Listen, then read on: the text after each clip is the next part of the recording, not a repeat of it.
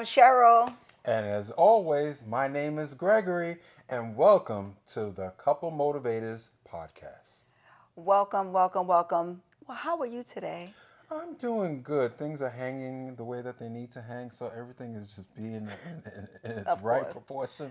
Well, as you're going to see, Gregory is gives some interlude about sex always. No, it's not about You sex. talk about hanging. No, I'm communicating. I'm You trying to just be said, an effective so go back. communicator. So, And I was talking about stuff that was hanging, so that is okay. So If we what's talk about hanging? What's hanging? The low hanging fruit. I cannot. But you know what? But you know know what? what? Today. But there was a time where I did not communicate like that. You're right. There was a time that No, you I was very, always a sex. That's true. No. There was a time that I was very more reserved and very. Yeah, you're not reserved anymore. I don't know what happened. I would move in those spaces and be in that reserved mode But now that as You see turned me- 50 and I don't know what Look, happened.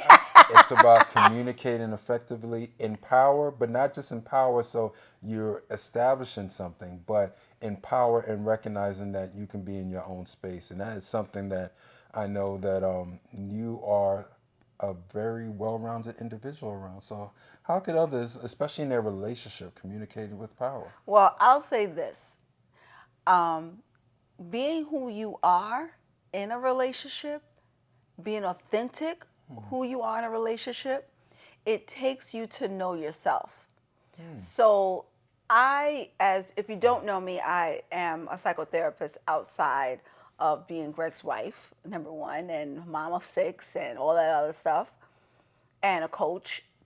And what I learned is I got fascinated about communication because we had such a breakdown in our communication. So I learned there was Now, when you say that we had a breakdown in communication, God. what would you mean by that breakdown in communication? I'm telling you, everything for me, because I was aggressive and Gregory was passive aggressive. So there was 4 areas of She gave y'all some nuggets. Just aggressive aggressive. well, we're getting ready to talk about them because if you got to know who you are in a relationship because you're In going order to to marry communicate? exactly because you're going it actually in life you need to know what type of communicator you are. Okay. So in my relationship, I grew up seeing my mother just flying off the handle about everything. Rah, rah, rah, rah. That was my household. Actually, when you came into the house, Oh, yeah. oh my God. Let's talk about that You moment. came in, Greg. I introduced. This was what, 1990. Yeah. And I think there was a gathering. And It's always a gathering on It Saturdays. was a gathering. Her grandfather, God bless his God soul, bless him. and I love my her lady. grandmother were both alive. And it was just a gathering. It was like all It was the Saturday. brothers. It was most of the brothers that were up here in this region, Yep. and they all were there. Yep. And I guess they were coming to inspect me. Who No, was this? we was just and there on Saturday. No, but they were still because they kind of told me I that. told you, I said, I'm bringing you up to the house on Saturday. I said, but I try to warn you.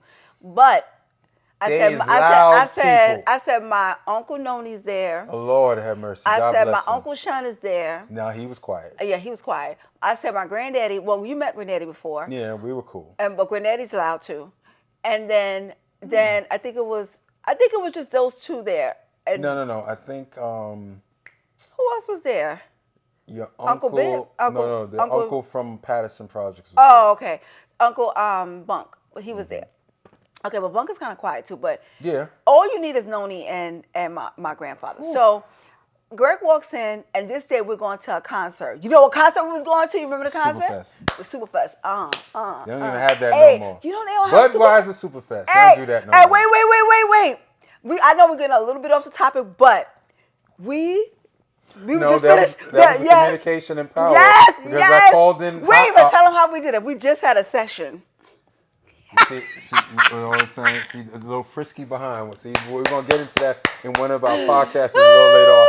A little frisky behind. And all of a Came sudden, after school. 98.7 Kiss FM. FM was Kiss on. FM. For those of you in New Yorkers, you know what I mean. Kiss FM was the bomb back in the day. 98.7 Kiss FM. And all of a sudden, matter of fact, Wendy Williams was on the radio. Was. She was the one that did giving out these tickets for the Budweiser Superfest, Yep. and lo and behold, I won the tickets. He called in. I called He in was and like won the called in. It was like, "Ah, we won a ticket." So this day, it was a day that my husband, well, before he was my husband, my boyfriend came to pick me up, and we had to coordinate And our, all this communication. we coordinated our outfits. I had the Kelly green. He had the Kelly green. I had the denim shorts with the mismatched socks, the green sock, white sock. He couldn't tell us nothing. So She really told us.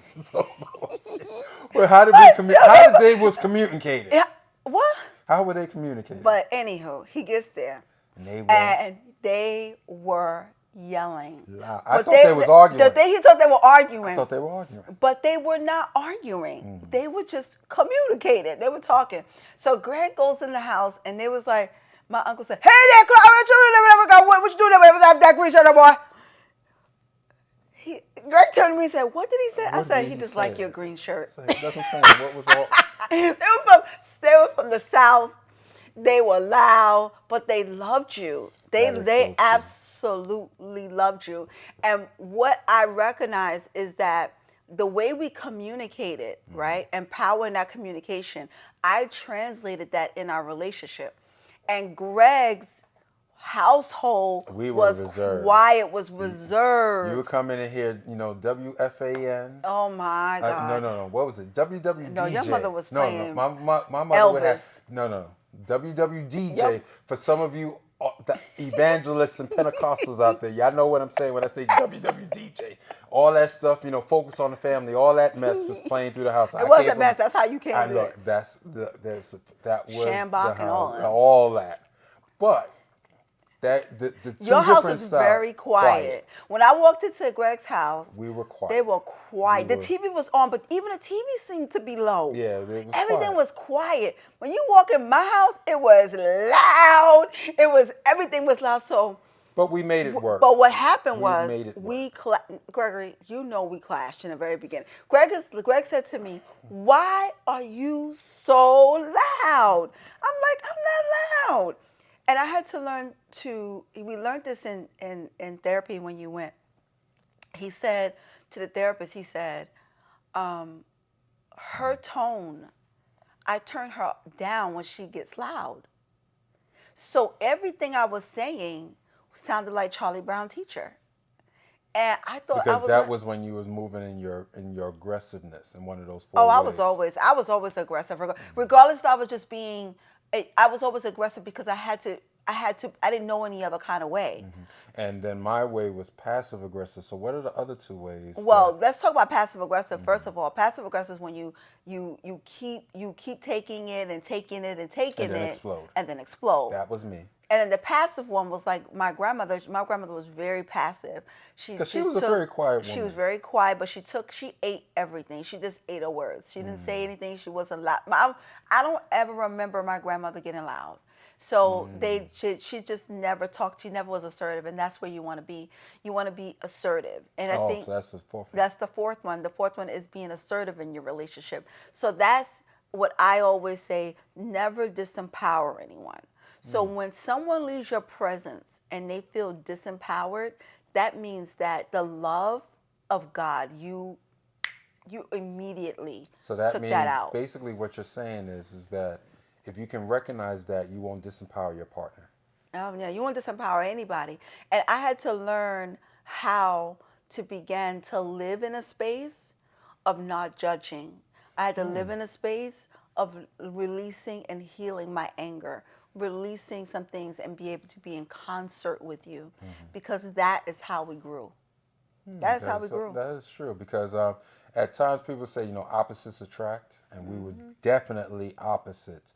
But that's the way, it's yin and the yang. Yeah, so now that we've recognized how we can both effectively communicate with each other in some level of power, not to usurp anyone else, but recognizing that we both have power in this thing, and it's not about matching tones or who's going to be this and who's going to be that. It's about, wait a minute, recognizing, okay, for your respective relationship, and this is the key for someone out there, in your respective relationship, you have to have the language and the opportunity to be able to recognize what is your particular style of communication, what is your partner's, and then by doing so, you start to bring it to a bear or a head where it works for the both of you. And it's interesting that we're talking about communication today, because communication, when I think about when people talk about budgeting, and people don't recognize that budgeting is a form of communication. And the reason why budgeting is a form of communication, because like any major corporation that is making money and is been around for many years, and we're not going to drop any names because they have been advertised on the podcast. We'll drop some names when they start advertising on the podcast. But all these multinational corporations, they have budgets. They figure out, okay, this is what this department can have, this is what they can circulate, and at the end of the year, what were the results for that department? And there's too many times, as we said in probably a previous podcast, when people are not in communication, like how we were in communication early when you were dealing with certain deficits coming into the relationship. A budget gives you a parameter, gives you a structure. It's not supposed to be restraining. And sometimes people hear that word budget and want to cover their ears like, oh my God, you're trying to put me on a budget. It's not attempting to put you on a budget. It's about recognizing the structure. What would you say to that as we were, coming together? And I remember there was a time early on in our relationship, I think you only had 2 bills that you were responsible for. I think it was the phone bill and the babysitter. Other than that, everything else was yours. And I was late on that. And now, how were you late on that? Think about that. That's true. I don't think because it's like you said, the managing of money. So when you think about it, that's the one thing I can really say that what I learned from you is that it's not that you put me on a budget, but you made me aware how to be aware. So if you are looking at growing something, and I look at, we have neighbors that have brilliantly grew something that shouldn't have grown in the backyard in the Bronx. So we call some bamboos. Some bamboos in our backyard, right? And we used to have an apple tree, a Granny every Smith other year. apple tree in our backyard. Oh my God! And we Edible. took it. It was Y'all edible. made that- People used to come to our backyard to go ahead and get our Granny Smith apples, and because they grew the bamboo, we didn't see it happening, but the bamboos was growing underneath, strangling the roots of the tree So of the our bamboo Granny was communicating how they was underneath. infiltrating everything. Exactly. That's just how, if you're not understanding what's going on beneath, you're going to strangle what's above. And couples have a big one of these are one of the Families. big things, families. But one of the things that when we are coaching and counseling and working with couples, we started to recognize this was one of the biggest parts of their argument. And they wasn't having conversations. There was no conversation. The money was okay. The wife could make a great salary, the husband could make a great salary, but yet they're in debt. Like, wait a minute, how come y'all underwater? What is going on here? And then you start to recognize, like, wait a minute, y'all don't have a structure. Yeah. So that's why when we look at budgets, we look at it from a good and a great instead of looking at it from, oh my God, it's restraining or it's bad. No, budgets give you an idea of your financial outlook. Yeah, because if you don't have an outlet, you don't know where you're going. So look at any house structure. Before they were able to build it, they have to submit plans. So what is your plan? What is your plan? What do you have a plan? What is your plan? Oh, not even that. Even before they submit the plan, they had to go to the architect who had to design the plan for them to submit the plan. And so you're looking at all these necessary parts when it comes to budgeting and how couples, regardless if you're married or if you're moving towards that stage, these are some of the pertinent conversations that you have to have. We talked about it in the previous podcast in regards to like when Cheryl was unaware of her credit score. We're going to deal with credit a little bit later on in other future episodes. But when you start to recognize these are part of the budgetary conversations that are being had that are needed in order for a sustainable communication to be able, and not even that, for both individuals to be empowered, because it's not about disempowering. And I love when you said that. It's not about disempowering the one or disempowering. No. It's about recognizing that we're coming together. We're recognizing where our expenses are. We understand what we're going to give. If you're spiritual, what you're going to give to your mosque, what you're going to give to your church, what you're going to give to your rabbi, And and well, this went our home, so our phone is ringing in the phone background, just but ringing. but it's getting ready to say something or something. Which is making sure we're in our home. So this is how you know it's real This is stuff real. here. This is how you know it's real stuff. Just pick it up and just take it off, and just Thank you. something. You know what's funny? Let me tell you what's happening in the background. This is real stuff. So we have millennials that's running the background, and we have a landline. A landline. This probably And looks she crazy. didn't know how to turn the phone It's off. okay. See, and that's part of communication. You That's know, part of it's communication. so You true. see It's how so this true. whole It's episode so just true. lands I'm around wait. communication? We're gonna end with this last thing. How many of your children know what a Dow tone is? Go ask your kids what a That Dow is tone is, true. because I remember that our son had a guest over, and what happened was he said, Miss Clarke, can I call my mom? I said, sure. I said, go use the telephone. So he goes to the phone and he says, there's a weird noise happening on the phone. I said, really? I said, well, let me hear it. So I said, boy, that's the dial tone. He said, what's a dial tone? And I got present to the fact of these cell phones. Look, these different cell Jennifers. phones, they just get up and be like, they have no dial tone. And you know something, Clark, when you look at that, there's so much of when communication is out of whack, when there's no plan for it, and you are locked out of your power in communication, power in your money, power in your life, it can lock you out if you're not even open to being able to look and see how can I connect the two. But it's interesting that you talk about this cell phone. This cell phone, in order for it to be structured, in order for it to work the way that it works, there is some level of structure. Yeah. And so when we're talking about Plan. communication, plan, when we talk about budgeting, we're talking about how can you be effective in planning your relationship for success.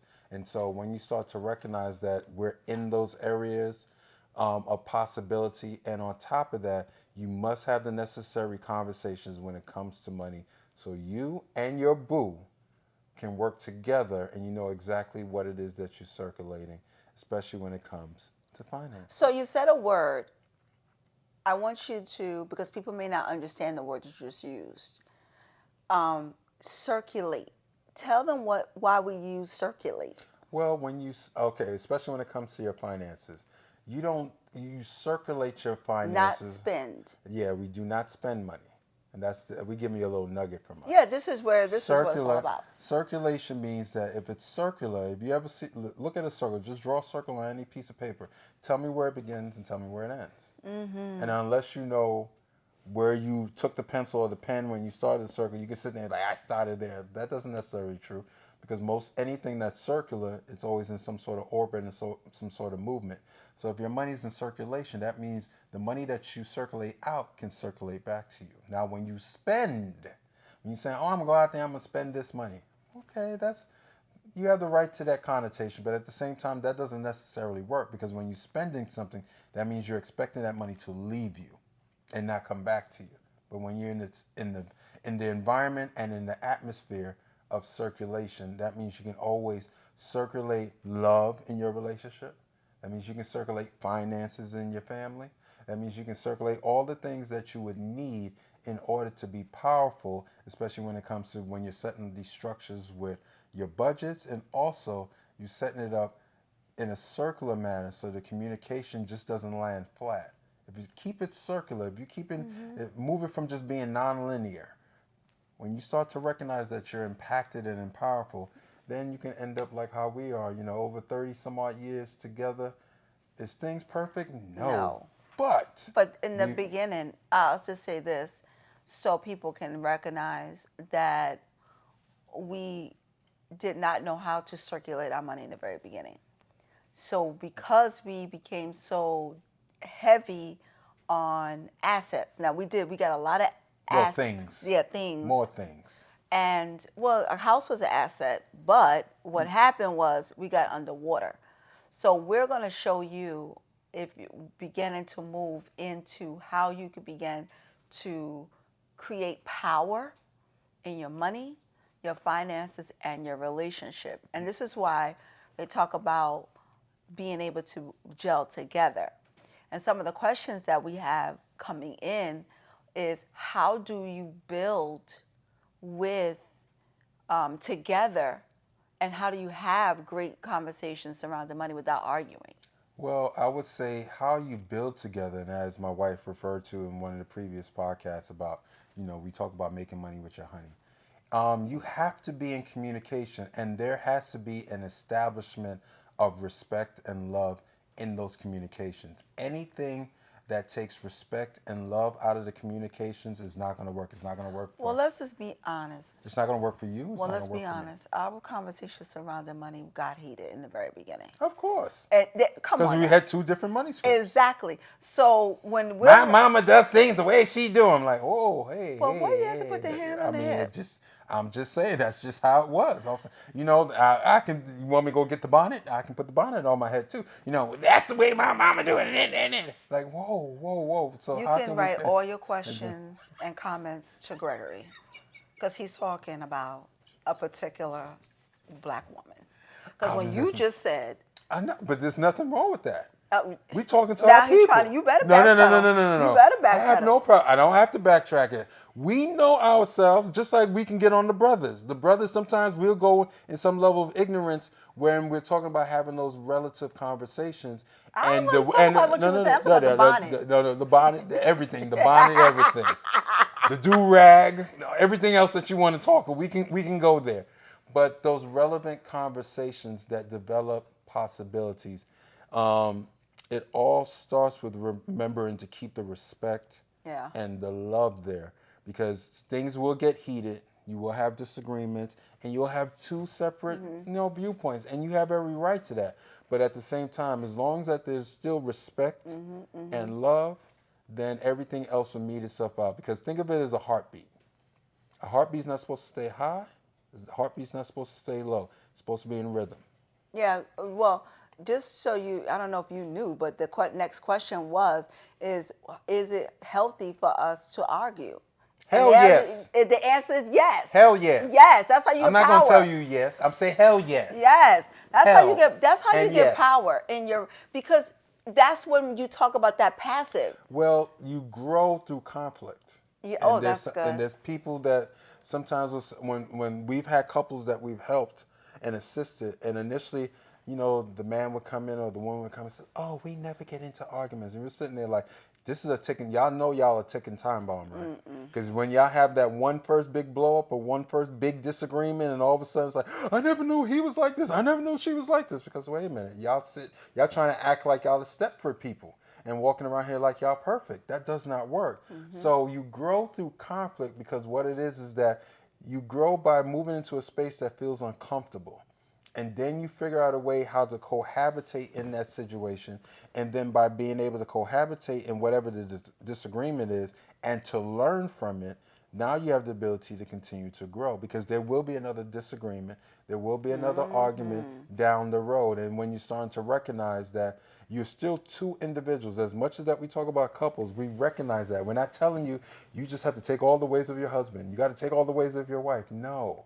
You're recognizing that you're much stronger as a yin and a yang. And let me just say this.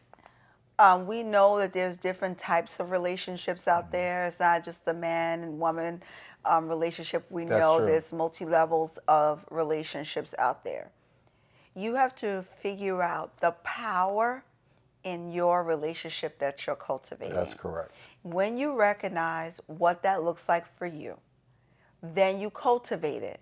And then you get in a community that can support you. You get in a community that can begin to build you. And you get in a community that you can build a strong foundation.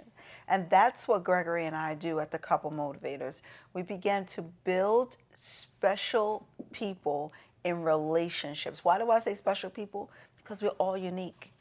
I'm unique in myself. Greg is unique in himself. We are the Clarks. We may not look like you, but you can have a thriving relationship. You can have a wonderful relationship, and we can begin to move you in that. My God, that is such a great segue. That was a good conversation Well, I'm today. glad you approved. I know, because And you know, and I'm since still able to now, hang. See, I'm still able to hang. See, isn't God good? God be glory. now he had Glory. to end. He started the conversation and he ended the I'm conversation. just saying. Well, I hope everything is hanging for you. love you. Till next Peace. time. Hey everyone, this is Gregory Clarke Sr. And I'm Cheryl Clarke. And we're here today to tell you about this dynamic book that we wrote together, which is called The Power of the 4 A's. Yeah, the 4 A's really helped us in our marriage. And one of the first 4 A's is acceptance, and appreciation, affection, and agreement. You know, this book will help you repair your relationship. It can either help you to thrive in your relationship, or if you want to be in a thriving relationship, this is the book. Well, when you think about this book has actually helped save our marriage, Yeah. which has influenced in how we was able to not only save the relationship, but also impact our lives and impact the lives of others. Yeah. So I wish for you today to take advantage of the opportunity to go to GregandCherylClarke.com to get your copy of The Power of the 4 A's. Why? Because you need this book in your library. You need this book as a tome that's going to help you in the apparatus of your own relationship. So once again, we invite you to go to www.GregandCherylClarke.com today to get your copy of The Power of the 4 A's. Thank you for joining us for this edition of the Couple Motivators podcast. And remember, keep coming weekly because there's going to be new episodes down the pike. Remember to add us on your playlist on your favorite streaming platform. And remember, like we always say here at Couple Motivators, when couples unite, greatness is bound to happen.